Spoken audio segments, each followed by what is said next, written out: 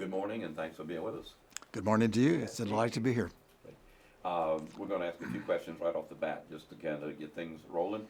If you would just tell us your full name, and if you don't mind, please spell that name as well. My name is Larry Wayne McDaniel, Larry Wayne MC, capital Daniel, with no S on the end of my name. Thank you. And then for the record, and I mean doing for the record, what pronoun do you prefer? I'm very masculine, so he, him. And then let me ask, if I could, a little personal history. Where were you born? How were you educated? Kind of your path into adulthood, if you would.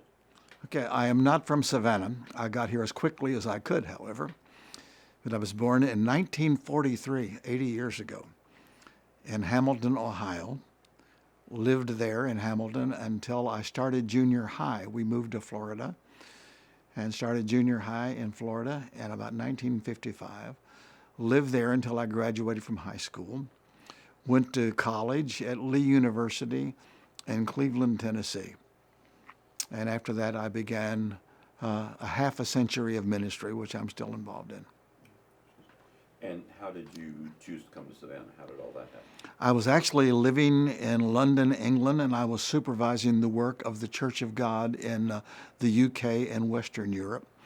I had preached at a church here in Savannah called the Durant Avenue Church of God. Later, that name was changed to Coastal Cathedral. Shortly after I had preached there, I was back I was in Heidelberg, Germany, and I got a call from our missions director, said that a church in Savannah was needing a pastor, and they requested that I come to be their pastor. And I loved that church and thought it would be a good thing to move back. So that was in 1985 when I came to Savannah to become the pastor of the Durant Avenue Church of God. And how long in that position? I was there for a little over 7 years. And then?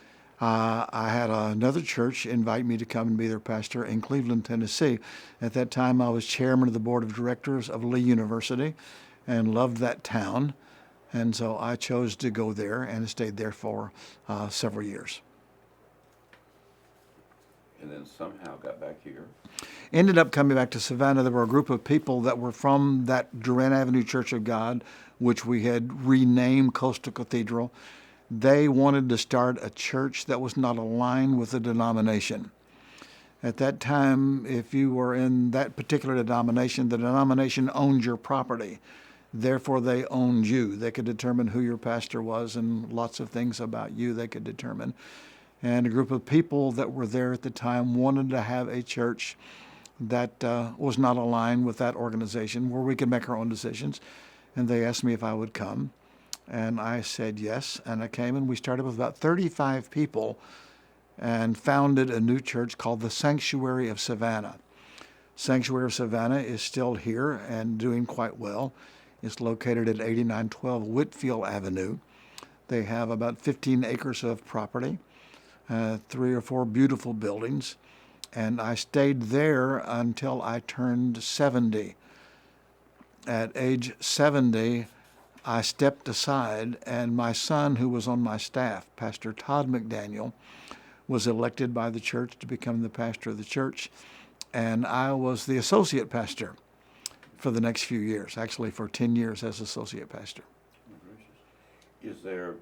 Was there something that made this group of people who wanted to establish their own congregation, was there a driving force other than we want to own the property?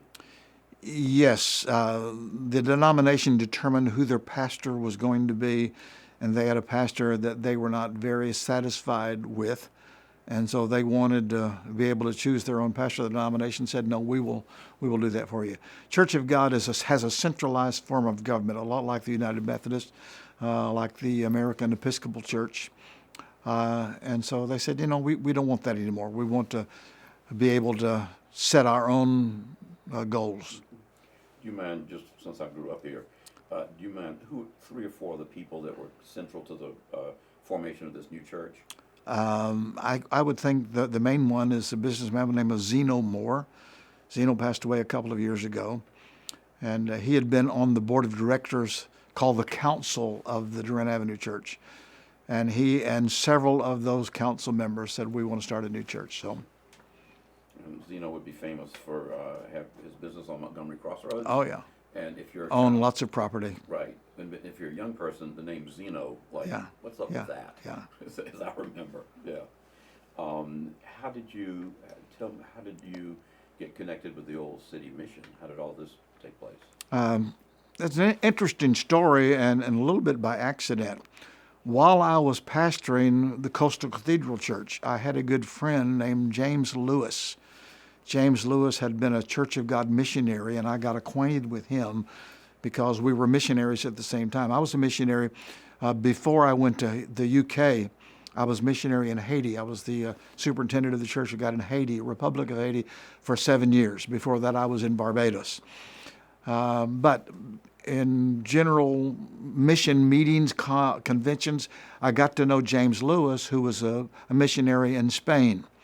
Later on, Jim became affiliated with the Los Angeles Mission in L.A.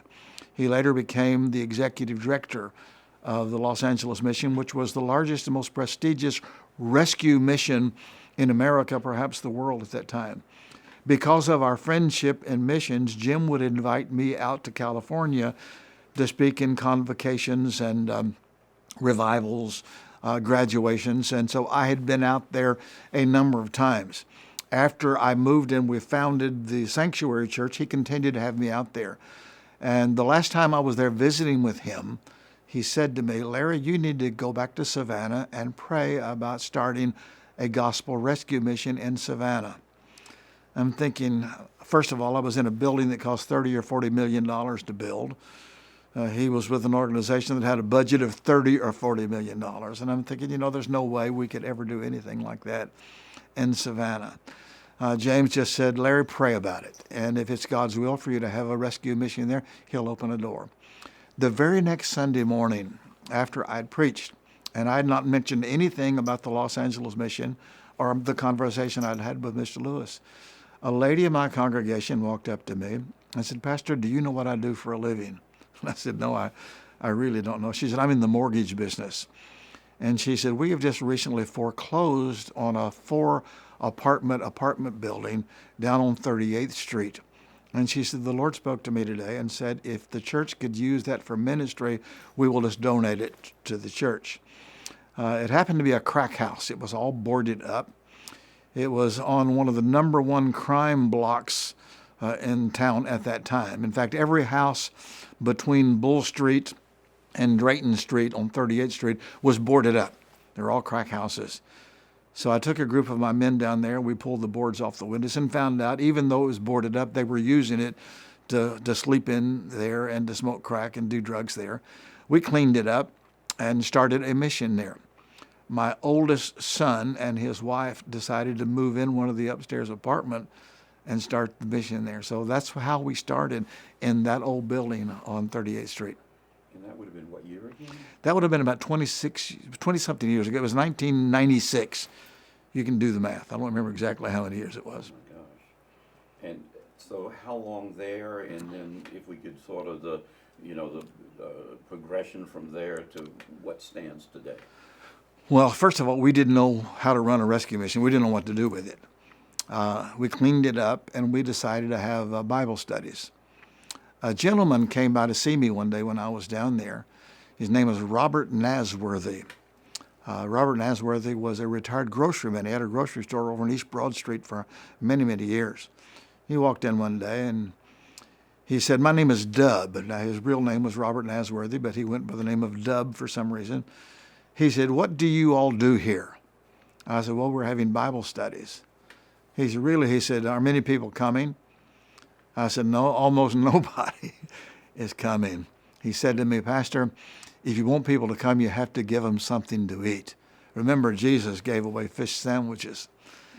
And I said, we don't have anything to give people to eat. He said, I'm a retired groceryman. I've just closed my grocery store after 50 years. He said, I know every groceryman in Savannah. if you will let me, I'll go around and pick up groceries that they will give us. He said, groceries that are nearing their expiration date. Still good, be good for probably another 3 or 4 months. He said, but dented cans or lettuce that's beginning to wilt or milk that's reaching its expiration date. He said, all you need to do is make some little flyers and put them on the street and said, anybody who will come to Bible study between these hours, we will give you free groceries. And so we put the little flyers out and people began to come. And so Dub brought us food. He used his own car. Every day he would bring us several loads of groceries, more groceries than we could almost give away. Shortly after that, another gentleman came to see me, and he said, I'm a friend of Dub's. He said, my name is Gregory Corellis, part of the old Greek families in Savannah. He said, I've run a liquor store in this part of town for the last 50 years, and it's time for me to give something back. If you will let me, I'm going to join in with Dub, and said, we'll use our cars and we'll bring you groceries. Those two old men brought us groceries every day, right up until right before they died. They're both deceased at this time. But that's how the crowd started coming, and we got the idea of getting people to come by giving them groceries. Of course, they would come for the food, but we would share the gospel of Jesus Christ with them. And we had a measure of success. That lasted about 2 years. I got a phone call one day from a Savannah businessman who introduced himself as Albert Epstein. Not Einstein, but Epstein, a Jewish gentleman. He said, I'm aware of your ministry you have on 38th Street. He said, I have a building at the corner of Bull Street and Malpas. And he said, if you could use that for ministry, he said, it's a 2-story building. It's quite large. He said, I think it's like 60 feet wide, but nearly 300 feet long, and it's 2-storied. He said, the building is empty now, and I've had it on the market to sell. He said, I'm asking $750,000 for it. Of course, we had no money at all. He said, but if you will use it for charitable ministry like you have on 38th Street, he said, I'll let you have it for $325,000. Well, it might as well have been $1 million because we didn't have $325,000. But I prayed about that, and I went to see a gentleman that I knew who would stop by our little mission from time to time. He had lots of businesses in Savannah. He wanted to be anonymous after he made a gift to us. But I called him on the phone and asked him if I could come and see him. And he gave me an appointment time. I went to see him. I was going to ask him to loan us the $325,000 because I know no bank would loan that little flimsy ministry money. So I went to see him, and I said, before I start, would you mind if I have a word of prayer? He said, no. By the way, he was a Catholic gentleman. I don't think he was an active Catholic. I don't think he went to church on a regular basis, but he was raised Catholic, and that's what his religion was. And so he had no problem with me praying. So I had a prayer with him. And then I made the pitch. I told him what we were doing and what we would like to do if we got this other building, that we would like to have an overnight program where men could come in and have a recovery time with us. And I took maybe 20 minutes, maybe 25 minutes, and he opened his desk drawer and he pulled out a little personal check, not a big corporate checkbook, a little tiny personal checkbook. He said, how would you like the check made out? And I said, Old Savannah City Mission. And he wrote a check for $325,000, signed it, and slid it across the desk. And I said to him, I said, well, we didn't discuss terms. He said, what do you mean? I said, what is the rate of interest and for how long do we have this money? His pastor said, this is not a loan, this is a gift. I'm giving you this. Go buy your building. And so I said, I've always thought of myself as a pretty good motivator. I said, but what did I say that convinced you to write a check for $325,000? He said, Pastor, you got me with the prayer. So we took the $325,000, we bought the building, and we started doing the kind of ministry that we're doing now. So you have seen some faith in action in your time. I mean, these stories that you're telling, one after the other, are faith in action stories, where individual people have decided to take an action because they believe in the world and they believe in the spiritual world in a certain way. That's really true. Yeah, I mean, wow. Well, when we got the building, now that was just the start. We bought this building. The upstairs of the building was just open. There were no petitions. There was no air conditioning. I think they had used it for storage, and also I think at one time they built windows, aluminum frame windows there. Downstairs had a few offices in it, but not much. In order for us to use it, we were going to have to renovate the building. Not only that, when we announced to the city that we're going to start a rescue mission there, that it said, well, no, it's not zoned for that. I talked to our mayor at that time, Mayor Adams, who became a very close friend, and he was a wonderful mayor in our city. And he was very sympathetic to us. And I asked him, I said, if it's not zoned for a rescue mission, I said, would it be zoned for a church? He said, yeah. I said, you can have a church about anywhere. I said, can churches have like a kitchen and a dining room where you can serve meals? He said, oh, yeah, the church that I attend. And he was a Catholic also, attended St. James over on Montgomery Crossroad. He said, yeah, I said, our church has that. I said, well, can a church have rooms where you could put guests up for the night? Like if you had a visiting choir or youth group? He said, yeah, churches can do that. I said, well, then we're not a rescue mission. We're a church. And so that solved that problem. So we're a church now, so we can do the work that we want to do there. But if you're a church, you have to have off-street parking. Well, we didn't have that. So we learned, number one, we're going to have to buy some property around us, and we're going to have to renovate this building to make it to where we could have the mission there. I went back to see the same man that gave me the $325,000. And he said, I will loan you the money. And he loaned us enough money that we bought property around us. We own both sides of Malpa Street, and back behind us on the Drayton side, we have a parking lot there that is 100 by 100. So we qualify as a church with off-street parking. And so we started the mission that we know it now. It's quite a story. Yeah. I mean, really. I don't guess you'd tell us who the man is.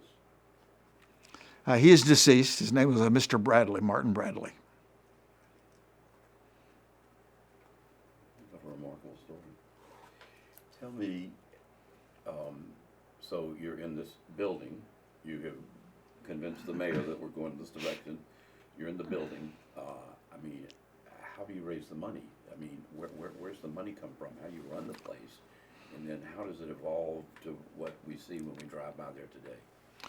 That's a wonderful question, and it's not miraculous, but it's a wonderful story, and we do have the money coming in to run our program. About $2.5 million a year is what it costs to run it. Our first problem, though, was not money. Our first problem was, how do you do a rescue mission? What do we do with this property? We built it where we have dormitory rooms upstairs and restrooms. We have one large dormitory for our overnight guests, and then we have smaller dormitory rooms, two-man rooms, for the men who are going to be on our drug and alcohol recovery program, and restrooms for all of that. We had to build a kitchen and a dining room and offices. But what do we do if we have all of that? So my friend James Lewis was still the director of the Los Angeles mission, and I would call him every day, how do you do this? How do you do that? And he told us about the program. And the program that we have, the way we operate now, is almost identical to what Los Angeles mission was doing at that time. Now, their situation has changed a little bit now, but we're still doing what they did back then, which is, number one, we have a dormitory for men that need emergency shelter. They need a bed for a few nights lodging. They need food. They need some clothing.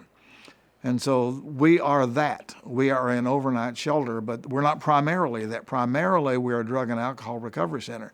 But the way we reach the men who need recovery is by offering emergency shelter. So anybody that walks in our doors now and they say, we're homeless, we need a place to go, will you let us stay here a few nights? And we say, yeah, you can come here and stay. But we're different from other missions in town. One of the things that makes us unique is from the beginning, we said we're not going to ask for, nor will we accept any money from the government, federal, county, or city government. No government money here. And the reason we do that is because we believe it's the power of the gospel of Jesus Christ that sets men free. We don't know of any government program that sets people free from drug and alcohol addiction. There are programs, but they're not working. The gospel of Jesus Christ really does work. It sets people free.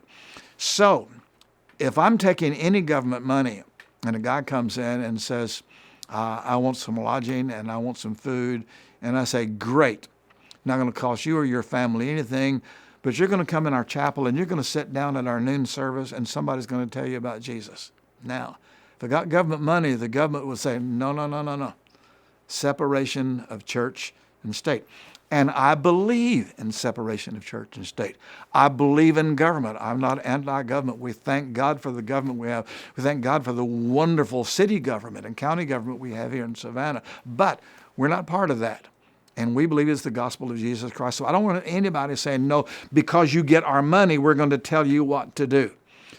And so when those men come and sit down on our service, we have 2 services a day. We have one at noon. It lasts about 30 to 45 minutes. We generally have 50 to 100 men that will come for that noon meal. And we have local gospel preachers. Many of them are lay preachers. Some are pastors of churches, mostly small churches because big church pastors don't have the time to do that. But they'll come and they give simple messages about the gospel of Jesus. They don't talk about the stuff that divide us. They talk about what Jesus did on the cross so long ago, and you can be forgiven of your sins, and you can get help for your addiction. And they give them an opportunity to accept Christ as their Savior. And then somebody will get up and say, if you are mature in your misery, that's code for if you're sick and tired of being sick and tired. If you're tired of living under bridges and sleeping in parks and eating out of dumpsters and garbage cans, and you're tired of the bondage of drugs, and you would like to get off the street and learn how to live, see our chaplain. We have a full-time chaplain. If they convince us that they're mature in their misery and want to come and live with us, our program is a 13-month program. While they're there with us, we provide everything they need. All their food, their clothing, medical care, dental care, eyewear care. If they need hearing aids, we find a way to do that for them. And they have classes every morning. They have an hour of class, just life skills. So many of these men that come to us, they don't know the simple skills to do life and to work. And then they have Bible classes, 2 hours of class every day. These men also work in the mission.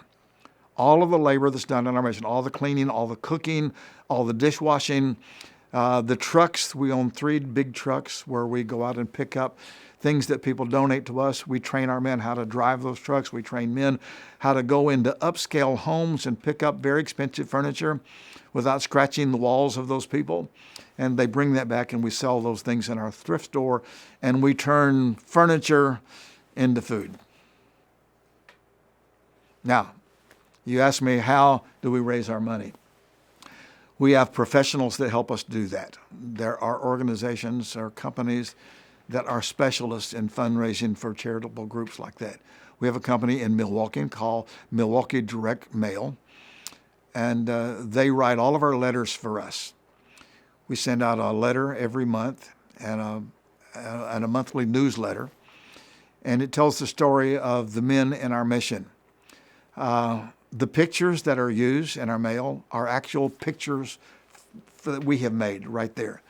The interviews they do, they will call us and say, we need to feature one of your students.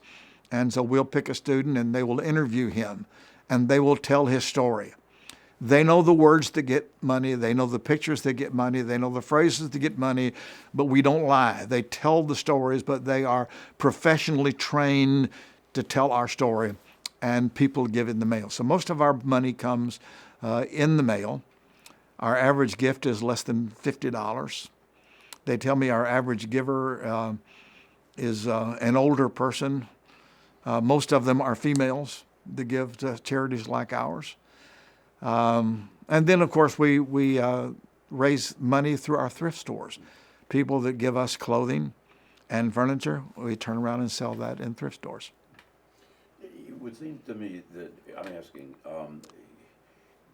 you must have an awful lot of what I would just call, I think the word now is partners. Everybody has partners. I mean, you must have an awful lot of partners in so many different ways. Would that be true? We do. We do. We have lots of wonderful people who are regular donors, and we have some major donors that have given huge gifts to us, and we're thankful for those people. The way we started our fundraising with the company was exactly what they do at Los Angeles Mission. We sent out a letter. It's called an acquisition letter. I'd never heard the term acquisition letter. But that first acquisition letter cost us about $80,000 to do that. And that was money that we had to raise from special donors up front to do the letter. Here's the way they do that. They will rent a list.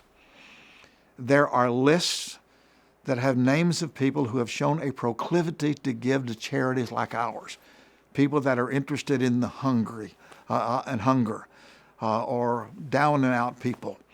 And so they will rent that list and they will send a letter. Our first letter that goes out is around a holiday meal. Most of our fundraising is done from October through the end of the year. And we'll do a major meal for, we've had as many as 7,000 people come to our Thanksgiving dinner. We cook enough turkeys and stuff to feed 7,000 people. For years we did it in Forsyth Park. Now we're doing it on our own property there at Bull Street. But we will ask people to give to that. And there, in the letter, there will be a picture of a homeless person sitting at a table with a Thanksgiving meal. And the caption or the letter will simply say, for $1.59, you can provide a hot Thanksgiving meal or holiday meal for a homeless person, or for $15.90 for 10, and multiples of that.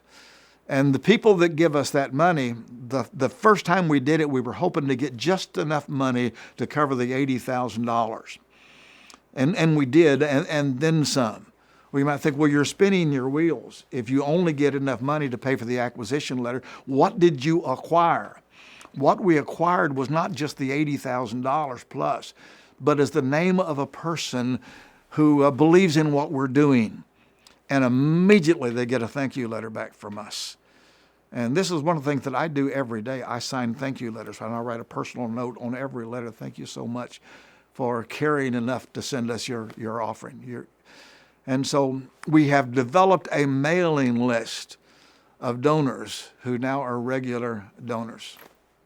Which would be, from their side, one way for them to put their faith in action. Yes. Yeah. In most people's situation, probably a fairly easy way. Yes. But it is faith in action. It is, but we have discovered if people will care enough to give you one gift, if you respond immediately with a thank you letter that's personalized, and give them a newsletter that has pictures that are current of things that are really happening to these people here in Savannah, they will give you again. We found if a person will give you $100, that person may very well give you $1,000. Person will give you $1,000, give you $10,000. If you communicate right, and if you're honest and upfront, and you operate with integrity, which we do.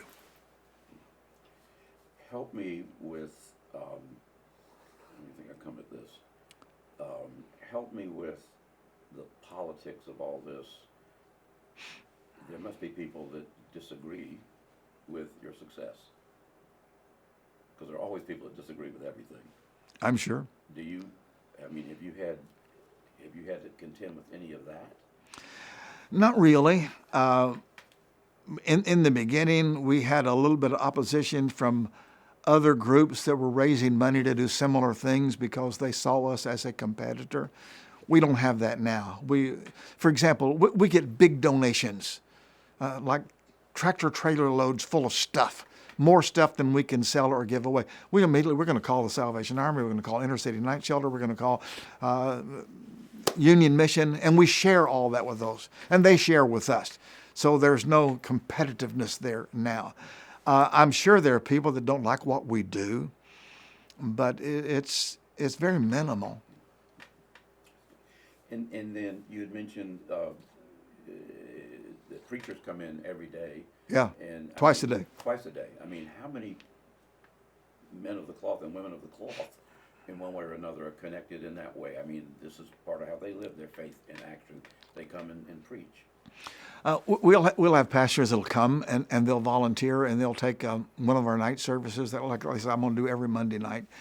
And they'll do that for a while, but they have so many other responsibilities that they might say, we're going to take a little leave of absence for a while. Or they'll say, I've got a young man on my ministry staff, my preaching staff, that would love to come and do that. And so we have a lot of that. We have a lot of young men and women, by the way, that come and share the gospel. And we limit them in a way of what they can preach about. There are things that divide us as Christians. For example, the church that I grew up in, we believe in baptism by immersion. We actually dunk them. We don't hold them under, but we do that. There are other churches that believe in sprinkling. There are some churches that believe the first day of the week, Sunday, is when we ought to come to worship. There are others that say it's Saturday. It's the seventh day, the Adventist, for example. And there are some churches that are Trinitarian, some are Unitarian. But we say, well, if you're going to come and preach for us, don't get into the stuff that divide us. The simple gospel, preach the stuff that Jesus did. And they have no problem doing that. The simple Bible preaching. And people are coming to Christ. And by the way, after all of these years now, we have hundreds and hundreds of men who have graduated from our program that are still clean and sober and working with their families. That's what I wanted to ask about next. I mean, as you look at the work that's been done, fruits of your labor, how would you describe fruits of your labor? I don't have hard numbers to give you, like 79% of the people that come through are successful. I can just say this, almost all of them that graduate from the program continue on living good, godly lives and hardworking lives and are now with their family. We have a lot of guys that will start with our program, but they don't last. They stay for a while and then they leave. Almost in every case, if a man leaves before graduation, it's because of family interference. A mother, a wife, a girlfriend will say, you're fine now. We need you back here. You've been here long enough and you're off the drugs now. Now come on back here because they need their income and they need their help at home. And so many times when they leave without graduating, they end up going right back to a life of drugs. Are there folks that have come through your program that have gone on to do, when I say big things, I want to be careful here, but whose lives then become an exemplar for other people in terms of their faith and their actions in the larger community?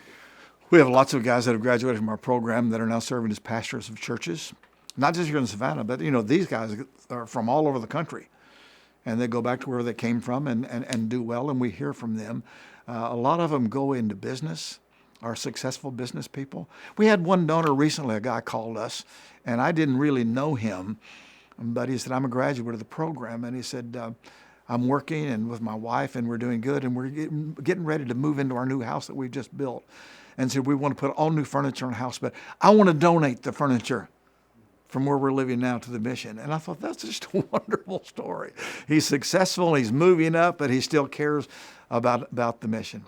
So he spent 13 months. Yeah. Inside your building, Yes. basically. Yeah. And after that, he has built this life. Yes. And is now able to. Right. Our program is a program of work and study and worship. If a man doesn't have his high school diploma, we help him get his GED. If he, a lot of guys, they have no idea how to do a job application or a job interview. We teach them how to do that. We give them leads. And so most all of our men, when they graduate, they have a job waiting for them. So how big is your personal Rolodex? I don't think there's any such thing as a Rolodex anymore. On Facebook, I have about 5,000 friends. But, I have a whole lot of people that I'm in contact with. Imagine.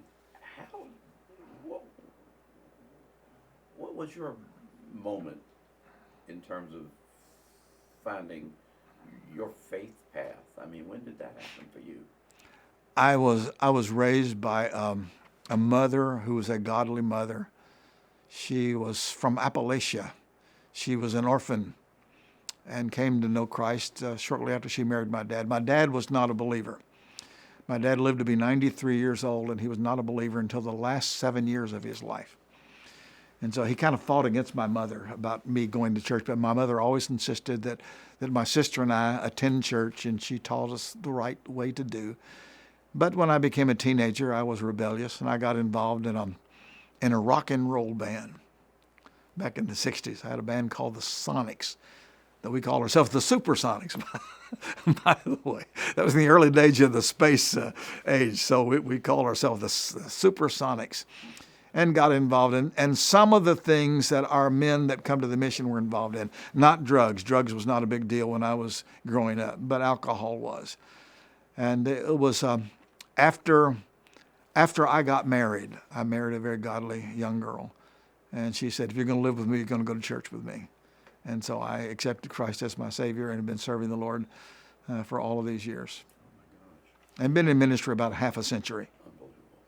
And then let me ask, the Supersonics, now did you start that band before or after the Beatles played the Ed Sullivan Show? We were way before the Beatles. Okay. We were in the Elvis Presley era. Oh my gosh. Are there things that you wanted to make sure to talk about today that you don't feel like I've been able to give you a platform for, or do you feel like you've been able to help us understand the work that you have been doing through the mission, or I'll leave it at that. A couple of little things that I have not mentioned about our work. The last dormitory that we built was called our Fresh Start Dorm. We have 3 dorms in the second story of our building. The first one is we call our Friends and Neighbors Dorm. That's for our overnight guys. We don't refer to them as vagrants or homeless people. We treat everybody with dignity. These are our friends and our neighbors. And so that's a large dorm. Then we have dormitory rooms for up to 28 men that are on our program. The last dorm that we built has 10 rooms that has 2 beds in each room, so we have room for 20 men. This dorm was built for men who have come to faith while incarcerated. We have prison chaplains and wardens who will call us, say, we got a guy that is about to be paroled. He's a good guy, we've been watching him, but he has no family and he has nowhere to go.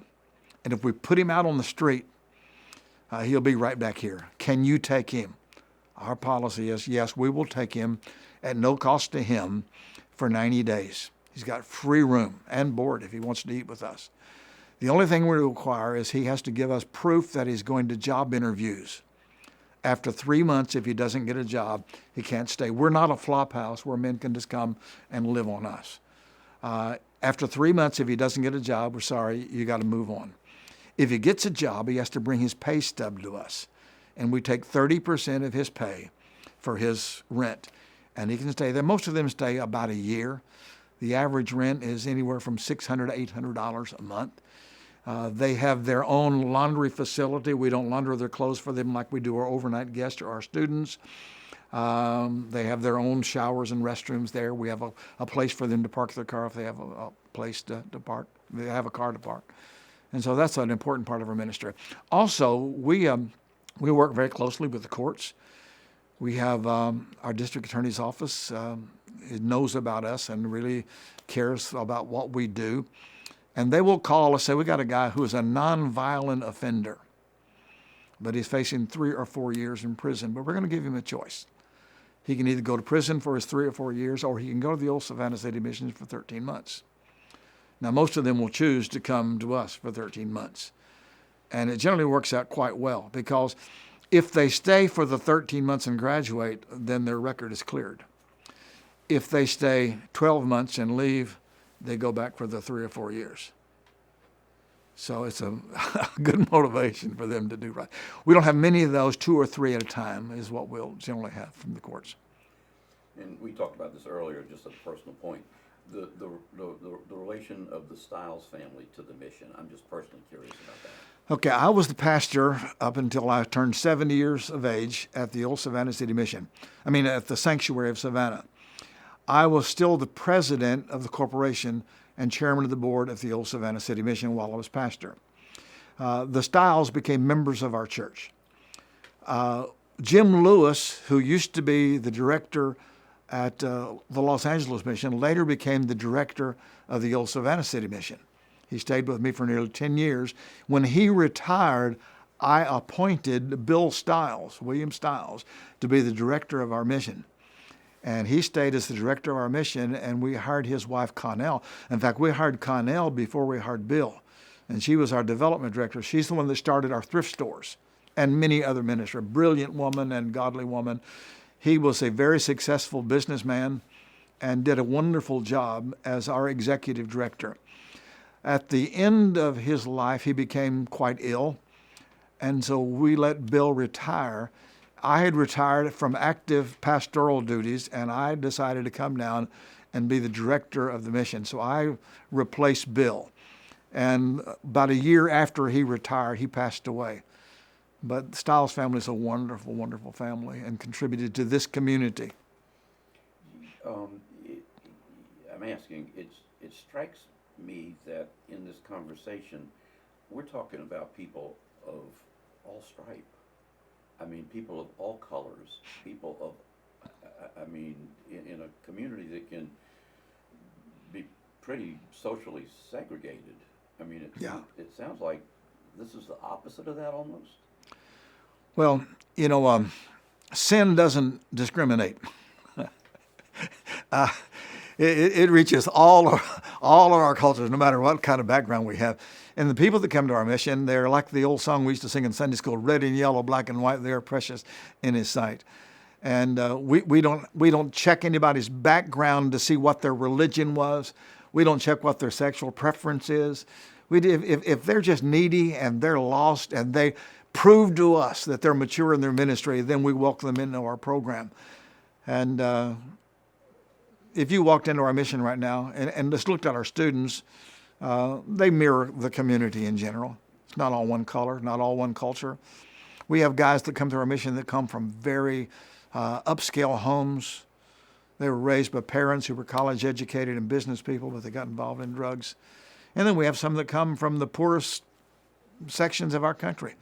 We have guys that come from Appalachia. One young man that just graduated came from the mountains of Tennessee, ended up on the streets, young white boy, and he came to the mission looking for a meal. And when they told him about the program, he said, I want to be a part of that. He graduated from our program, was an employee for a while. Now he's married and doing well and living in another state. But we have guys come from all over like that. Well, I know the word Rolodex got a chuckle out of you, but I'm going to use it again. It sounds like you have a big Rolodex, but also maybe one of the most diverse Rolodexes in Savannah. Oh, yeah. I can't think of anyone who might have a more interesting Rolodex, shall we say. For example, if we need a new truck, in my Rolodex, I've got a good friend that owns a big trucking company, and he'll find me one. If he doesn't give it to me, it gives it to us at his cost. Recently, there was a need for a bus, and we bought a used bus. And I called a friend of mine who is in the aircraft business. He makes parts for Gulfstream and stuff like that. Called him on the phone and said, Joey, I need a bus. He said, how much is it going to cost us? About $30,000. He said, check will be there tomorrow. And there are people that are in industry like air conditioning people that if our AC breaks down, they send somebody out and they fix it and donate their time. So we have lots of friends. Well, this has been a delight, just really an absolute delight. All three of us here in the room right now have learned a ton, and I will never look at the Old City Mission when I drive by it, which I do every day, with the same eyes. I just won't. And we appreciate your time very, very much. As a footnote, this is one thing I probably should have said earlier. The appeal that we make to people to give us money deals with people who are hungry, not necessarily people who are addicted to drugs. The average person out there, they don't have a whole lot of sympathy for a guy that chose to do drugs and live on the street. Those guys are the way they are because of bad choices. But if the appeal is to feed people, and that's what we do. I mean, they first come to us because they're hungry. And it's not just men. We have women that come who are hungry. We have women who come with their children and we feed them in one of our meals a day. Out of our kitchen, we provide about 300,000 meals a year. Our kitchen is as big and as well equipped and modern as any hotel or restaurant in this town. We have 3 meals a day that are served in our kitchen, but we have a food giveaway program where we give families boxes of food. Say there's a family of 4, we will give them enough food for the next 2 weeks. All they got to do is show up. And this springs, the root of this is the Coastal Cathedral locally. Yeah, I was at Coastal Cathedral as pastor Yeah. when I first learned about the mission ministry. Right. The church itself was not involved in it. Now the Sanctuary Church, I'm sorry, yeah. the Sanctuary Church, the Sanctuary of Savannah on Whitfield Avenue, they're the ones, they put about $750,000 into our ministry. That's the taproot right there. Yes, but the Old Savannah City Mission is a separate 501c3. It's not owned by any church. Right. We have lots of churches. Savannah Christian's been a great donor. Calvary and all of the churches in town have been, good donors for us. Right, and that goes back to this idea of sort of interdenomination. Yes. Where there are many different ways Yeah. for people to contribute. Yeah, great.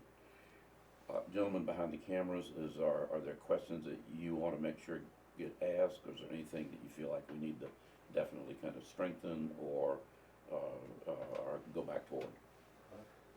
I think we're good, yeah. It's really It's really wonderful.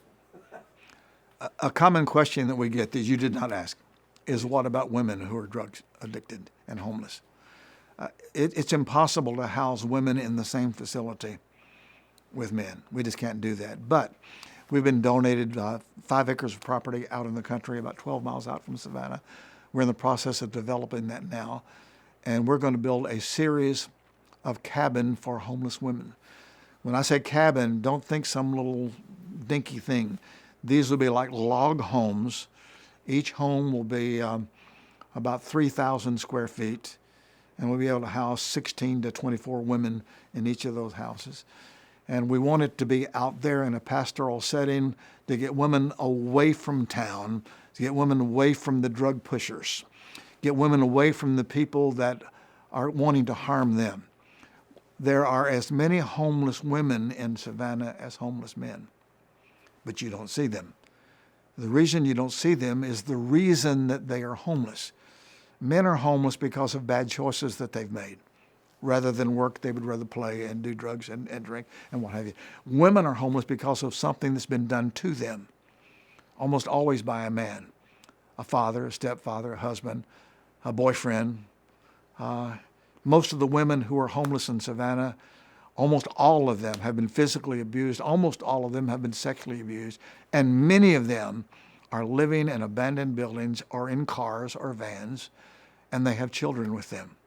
We have 800 children in our Chatham County schools that have no permanent address. They're homeless. And so we want to have this property developed where women can go there and live for a temporary time till they get on their feet, a place where they can live with their children, we get their children enrolled in schools out in the county. And we will be able to take care of them for an extended period of time. Is there a time frame on this? We are working on that now. We are raising money for that right now. Each one of these cabins will cost about $400,000 to $500,000 to build. We want to build 3 of them. Well, that's great to hear. And again, it's just information that 99.9% of the people in the community would have no way of understanding, Yeah. no way of seeing what's really going Yeah. on. Whew. Well, again, thank you. This has been staggering, quite frankly. Yes, this is wonderful. Yeah. Well, thank you. Yeah. Well, 'cause I hope that again, I answered all the questions correctly. There's no right and wrong. I mean, but again, the phrase "faith in action" is very, very muscular in this particular Yeah. interview. Yes. What do you do with this? It's property of the City of Savannah Municipal Archives. Okay. And ultimately, Eric, Well, we will be also producing, so it goes, let's cut, because we don't need to record all this. So it goes to